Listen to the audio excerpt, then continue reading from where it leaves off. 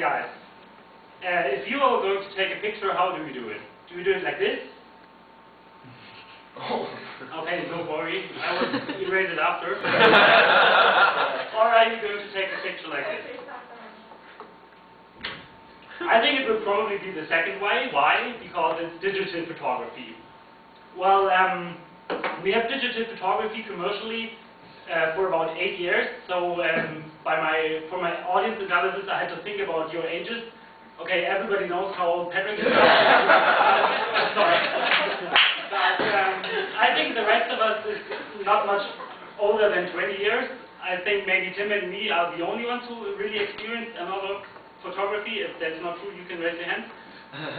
Okay, I'm sorry, but the next 30 seconds I have to explain the analog photography for the other ones at least. Just a bit. Okay. When you want to take a picture with your old analog camera, the first you have to do is go to a shop and buy a photographic film, I think it's called. It's looking like this. You have this chemical thing made of polymer and what else in it. You put it in your camera. You can then take your pictures after you turn it in to shops where they can develop it. And after weeks you can go there. Okay, there are now shops who can develop them in an hour or something. But anyways, you have to go there again and pick your pictures up. And then the first time you can see if the pictures went out good or if not. And well, that's the first point where I get to my first story. My father tells me this story always. I had to hear it like 4 times, and I think I can speak along with it the next time he talks to me. It's not a very interesting story, but I had to hear it so many times, so you have to hear it now. Well, he likes hiking. He likes taking photographs. So he wanted to make a big hiking trip in the mountains, and with like high in the mountains where you have a lot of snow. So he thought about, okay, what kind of film do I need? And the analog films, they don't working everything automatically, so you have to choose which film you want to buy, where you want to go. Yeah, it depends which film you need. So he thought about, I will need, let's say, ISO 200. It's not so sensitive because in the high mountains you have a lot of light, a lot of reflection of the snow. So he thought, okay, he's going to buy a 200. And then the seller's guy said, okay, we got this new film here from Agfa. It's a 400, but I'm sure it will serve for you for everything you want to take. And my father didn't really believe him, but the guy was talking again and again. Yeah, this 400 is okay, you will see. And then he believed him. And then after he made his great holiday, took a lot of pictures, went back, and then he developed the pictures, came to pick them up. What happened? They were all overexposed. If you haven't seen an overexposed picture, it's like this. Well, there's a couple of information in it, but like, you don't want this for a holiday picture.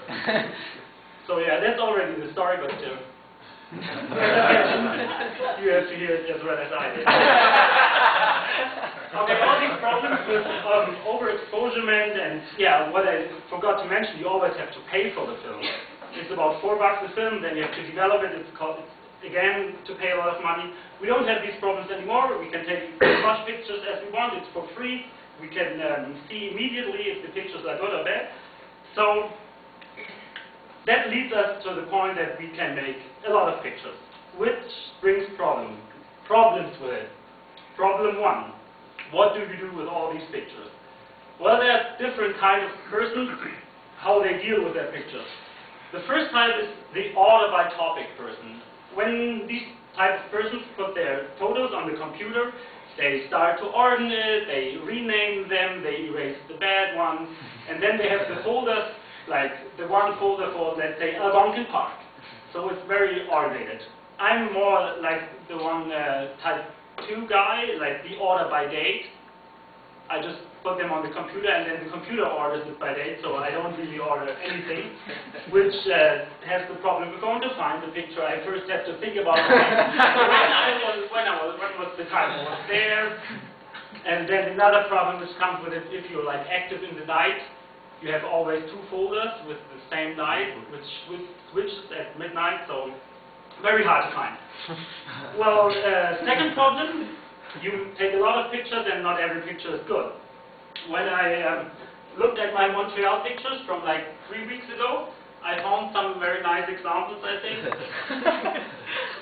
Like this one. Could be some pasta or something. Or this one. It's like, yeah, it doesn't really say anything. Another aspect of digital photography is that, yeah, nearly everybody has a camera and brings it whenever he wants. So if you're going to a party, there's so many people having a camera, so many people taking pictures. Well, that gives us the possibility to have at least some good pictures, but it also gives us the possibility to have some very bad pictures. And then when you're just waking up on a Sunday morning, having breakfast, then checking your emails, you see like your Facebook writes you some emails, tagged on a photo, tagged on a photo, tagged on a photo, and then you got to the Facebook account and exactly these very bad pictures appear there. So that's maybe the thing we didn't have to apply in the time of the analog photography as much as it does now, that you have to be careful when you're full.